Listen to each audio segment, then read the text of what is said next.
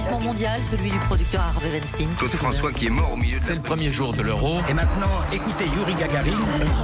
Cela fait 3 ans que Volodymyr Zelensky est président de l'Ukraine. Bonjour Lord d'Autriche. Bonjour Dimitri, bonjour à tous. Et oui, c'est le 31 mars 2019, que l'ex-comédien sort en tête du premier tour de l'élection présidentielle en Ukraine. Oui, il obtient lors du premier tour presque 2 fois plus de voix que le président sortant Petro Poroshenko. Zelensky, âgé de 41 ans et novice en politique, et 1 mois plus tard, il remporte les élections avec 70% des voix. Voici ses premiers mots sur Europe 1 en avril 2019.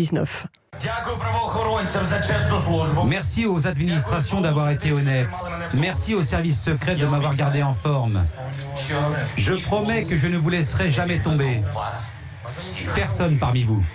Je peux dire à tous les citoyens de l'ancien espace soviétique, en tant qu'Ukrainiens, regardez-nous, tout est possible. Je promets que je ne vous laisserai pas tomber. Cette phrase, évidemment, résonne d'une façon toute particulière aujourd'hui avec cette guerre en Ukraine. Dans son costume bleu, à l'époque, Zelensky affiche un grand sourire. Il n'a pour seule expérience du pouvoir que le rôle d'un professeur d'histoire, devenu subitement président dans une série télévisée. Volodymyr Zelensky avait promis de casser le système. Et il avait fait campagne sans programme précis, mais il a fait de la lutte contre la corruption son combat.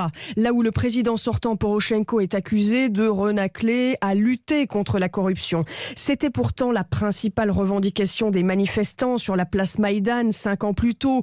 Et en 5 ans, il n'y a eu aucune évolution, raconte alors sur Europe 1 cette spécialiste de l'Ukraine, Alexandra Goujon. La question de la corruption ne touche pas simplement les institutions politiques nationales, mais aussi au niveau local, la justice, l'enseignement, la santé.